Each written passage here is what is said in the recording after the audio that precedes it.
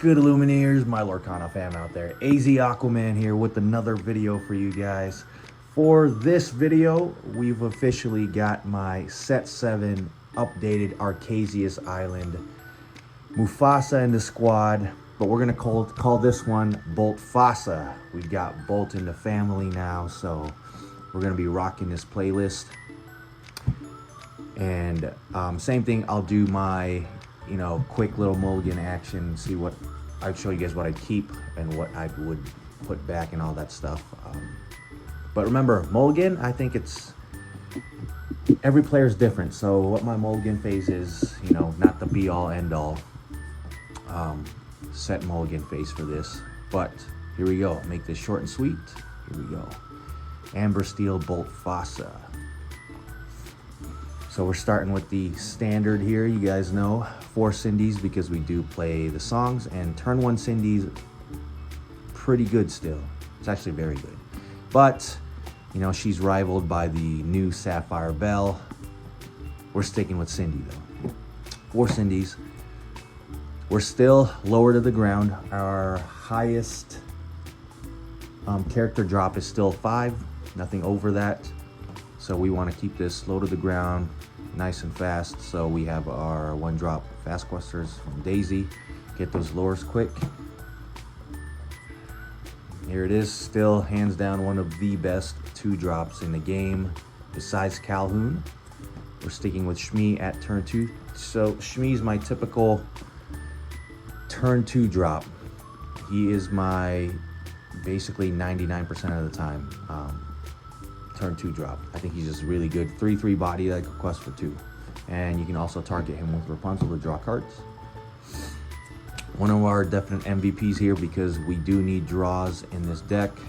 Remember, Lorcana is a resource game. The moment you run out of steam, especially with this deck, it's almost hopeless to win in a sense. So you got to make sure you fill up your hand. Keep some gas in a tank to keep going and pushing for those lures. So 4 docks. So we were running 4 Lilos before in an older build, but now this is a new set. We got some new toys. We got to make room for the new toys. But I still like at least 3 Lilos with the Ruby matchups. And there's a new card in here that, Lilo's not bad being in hand. And I'll show you the card here in a little bit.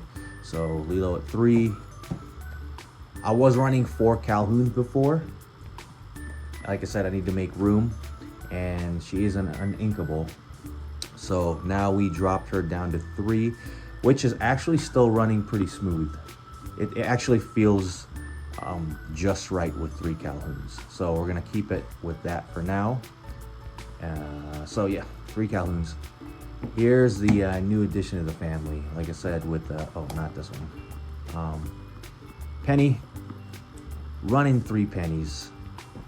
Very helpful with that resist. Gives Calhoun a +1 resist to just trample over and be able to trade with 3/3 characters and be able to survive it is very nice. Also heals out Shmi's if we don't have Rapunzel's, and gives Shmi's +1 resist so it doesn't get damaged. What else? She's just very good overall. And also our turn 1 Cinderellas, if we are playing another mirror, if you play your Cindy and they play their Cindy, you can play Penny turn 2 to give Cindy +1 resist, and they won't be able to snipe this Cindy out with their Storm. Of course, they can hit the Penny, but it saves your Cindy. That's only if I don't have the turn 2 Shmi, but turn 2 Shmi is my absolute go-to, basically. So, but Penny helps out, like mid to later games if we're needing to trade maybe with some of our characters here, and giving them either a heal effect or the +1 resist. She's actually pretty helpful. So 3 pennies. Here's the one right here. We are running 3 bolts. A 1/3/1 quester. Yes, he's only 1 quester. But the filtering with the hand and you being able to use it on quest is pretty helpful, especially with a deck like this. And you're able to maybe just discard a Lilo also, so that's not too bad. But yeah, I've had instances where, you know, I drew into a Rapunzel that I needed, or a Strength of Raging Fire, or even a Dock, to make sure we got our draws. Just him being able to filter, like drawing an extra card that turn. I mean an extra card because we have our draw phase. We draw a card, and then if we quest with him, we get to draw a card and then discard a card. So we're trying to dig for things that can help us out. And sometimes, you know, we might get stuck with uninkables, and it's nice to just quest with them, draw a card, and filter out some of those uninkable cards. So especially like multiple copies of Docks in hand sometimes feels bad, but with Bolt now, being able to quest drawing one to replace that Dock helps big time. So 2 bolts, or 3 bolts. I'm still keeping John Silver. We'll see how this meta shapes up this following weeks, but I know Calhouns are still around. You know, people are messing around with the new Mushus with the Ruby Steel deck to challenge things. So I'm still using my 2 John Silvers to negate challenging of opposing character. And he's still 3/3 to trade or challenge characters. I'm still at 4 Peats because hitting your opponent with no action for turn is just too good against, you know, any Ruby decks, or now some of the Emerald Sapphire decks popping up. A lot of the builds are heavy on actions, and you being able to stop their actions for a turn does make a difference. So Pete at 4 still. We're still running Lawrence at 4 for sure. A very good aggressive quester on your turn 3 curve. And a 4/4 body that could just smash into things and then heal it with Rapunzel. So, yeah. Our song package. Sticking around with 4 Storm and 4 Strength. It's not going to change. I like this ratio. So, that's that.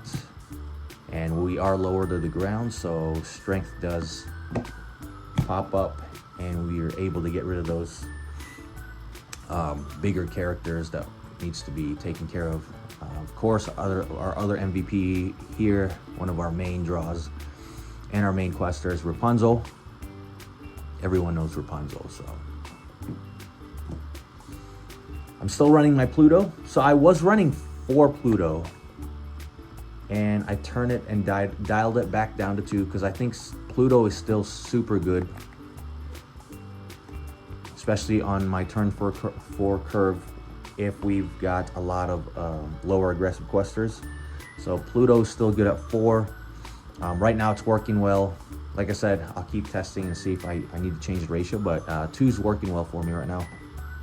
And in addition to the family here, we've got another dog, Bolt Super Dog at 2.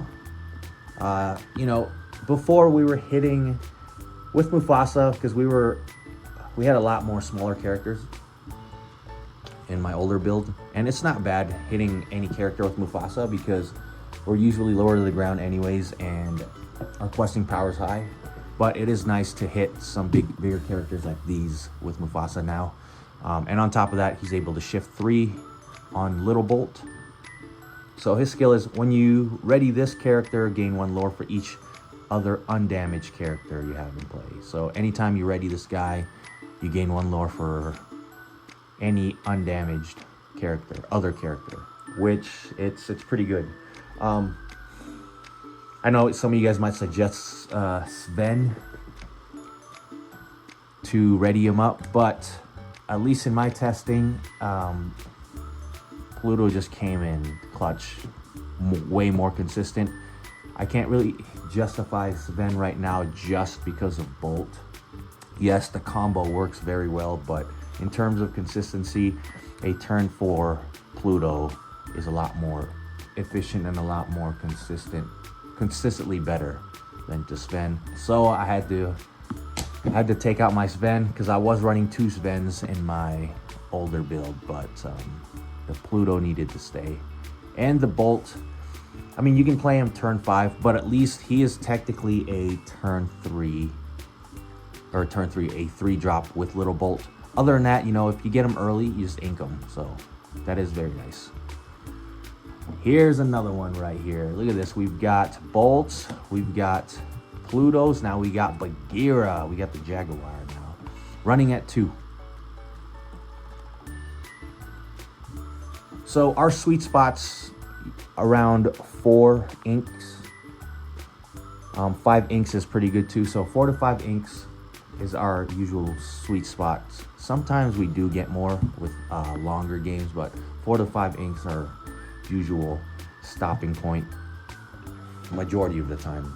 But Bagheera, just him being able to basically trade with anything also. Don't let that, he is a little squishy for the average bodyguard, but him being a built-in sword does make a huge difference. So, and him having a 4 stat here, he basically trades with anything. Like, he even trades with Maui, because Maui's only a 5 strength, or 5 willpower. So even if Maui tramples this, Maui will take 4 damage, and then after he gets banished, his effect triggers and tries to resolve. And Maui gets hit with 2 more damage because it's a built-in sword. So he basically trades with anything right now. And the other good thing about him is usually our characters, that's why people kill our bodyguard, is because they want to challenge into our lower questing characters that quest high. But now being able to at least take 1 hit to protect something, and then being able to hit them with basically built-in swords. Some of these opposing characters now, more than likely, will probably have to trade in with some of our guys, since they have 2 damage on them. Obviously, unless they are like bigger, tankier characters. But a lot of the times, yeah, before they'd kill our bodyguard and then just swing over our characters, but now they have to trade in with our characters. So I think 2 Bagheera is good right now. We'll see, like I say, we'll see how the meta shapes, but I'm liking 2. And of course, the man himself. Don't need any explanation for this one. 4 Mufasas. You guys already know. So, 4 Mufasas here. So that is my set 7 Amber Steel Bolt Fasa. Mufasa and the squad. So that's how we're running it right now. And I'm actually pretty, I know that Bolt is a 1-drop, or a 1 quest character, but that filtering, I'm telling you guys, it makes a huge difference. And you're able to use it multiple times, because some of those filtering cards are usually like either 1-drops, but you can only use them once because they're on play effects. But Bolt, you can use them multiple times as long as he's able to quest. So there are 2-drops that does the same thing, but they're only 2/2s, like the new Yzma on Emerald. But just being able to, if like your opponent don't answer that Bolt, like you being able to filter some of your cards out and then dig for pieces, that it makes a huge difference, guys. It really does, especially with a deck like this. All right, so Mulligan phase here. Well, I'll just show you my go-to starting hand, honestly, if you guys are able to. So let me get this real quick. Right here, if you're able to pull off, at least in your Mulligan, this is like my standard, especially if you're going in blind. If you're going in blind, this is literally like at least my go-to standard keep cards, like always, unless I know what I'm actually playing. Even if I know what I'm playing and it's not a control slower deck, if I'm playing a slower deck, I'll probably try to Mulligan more aggressively and try to get my daisies. But whether you're going in blind or you're going against, like, you know, mid-range or especially even aggro decks, like this to me is usually my standard. Sometimes if I know I am really playing like a very aggressive, against a very aggressive deck, I'll tend to keep a Calhoun also. But In general, this is my go-to right here because you have return one curve, sing, and then play Shmi. So we'll keep this for now. So this is my mulligan. That's my typical mulligan. So we're just gonna draw into 4 random cards here.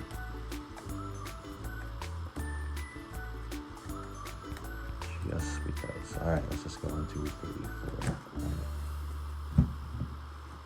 So let's say these are your starting hands right here.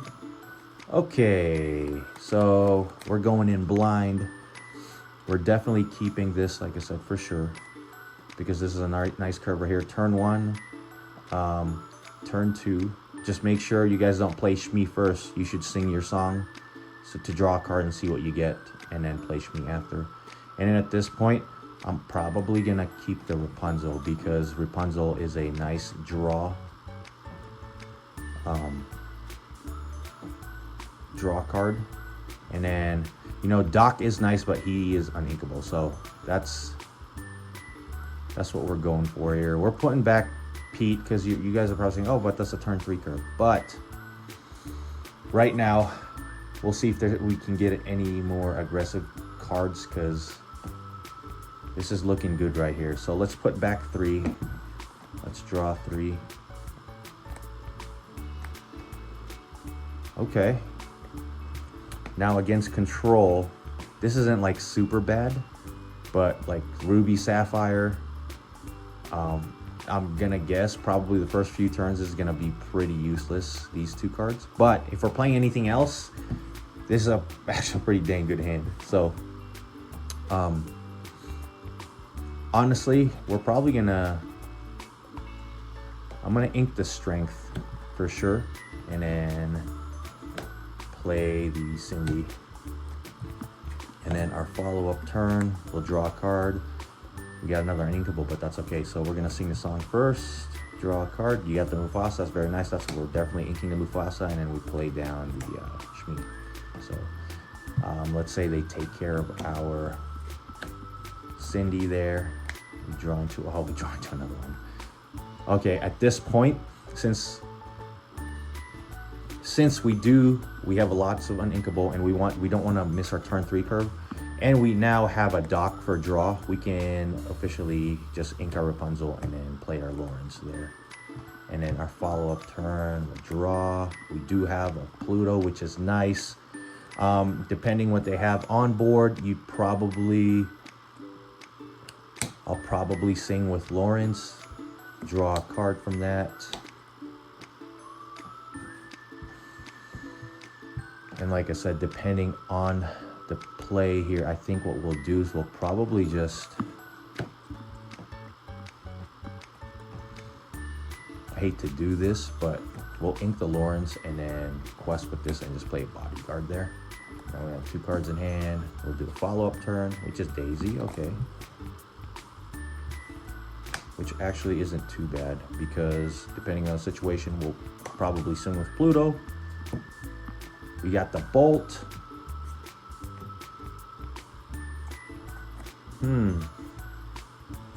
So what do we do here?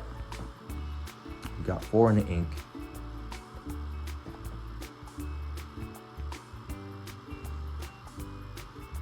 So at this point, I would probably just ink the Bolt, play the Daisy, and then play the Doc. Lets us draw 2 cards. Get another Daisy, play the Daisy. And now at least we have a Pluto on the follow-up. And then we'll probably just quest with these 2. And then the next turn, we got a Mufasa. So depending on the situation, we'll probably play the Pluto if we quest out here. So, but yeah, so that's your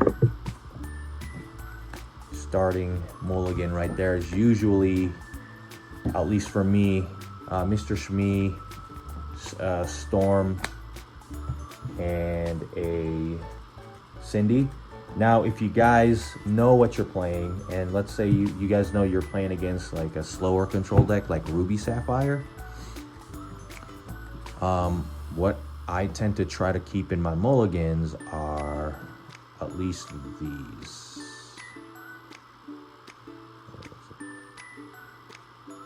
Shmee's at? Oh, I have the Shmee. Daisies. So those are at least my turn 1 and turn 2. If you get a Rapunzel, I'll keep a Rapunzel to make sure we have at least a draw. So let's just say we put back 5 cards. So all right, let's draw into 5 cards and see what happens here. 4, 5. Okay. Oof. So at this point, at least we've got a turn 1. Turn 2 curve.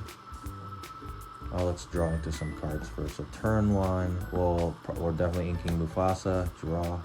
Okay, that's not bad. Now we actually have a turn 3, a nice turn 3 curve from that, because we had just a bunch of 2s. So yeah, it's not like bad, but taking advantage of the curve is very nice. So I think at this point we're gonna have to ink the penny, because it is a 1-2, so you could get sniped out. And then we'll play the Shmee here for our turn 2 curve. And then hopefully we do get an inkable, so our turn 3 curve would be a Shmee and a Daisy. We did get an inkable, that's nice. So we'll ink the Strength, and our turn 3 curve would be Shmee and Daisy. And then the follow-up turn, at least we have excuse me. Wow. And then our following turn, at least we have Doc. So let's see what we get here. We do get a Pete. I'd say probably Daisy would die from Brawl or like a Sisu, let's just say. So I'd probably opt to, if they dropped a little Sisu, I would probably hard cast this to get rid of that Sisu, because you guys got to remember, don't forget, a big Sisu shifts at 6. So if he did drop a little Sisu, I would probably hard cast this and kill the little Sisu and then draw a card. We get a Mufasa. And then I'm probably just going to ink the Pete here, because we used our curve on that. And then we'll probably just quest out. And then our follow-up turn, let's see, we got another penny.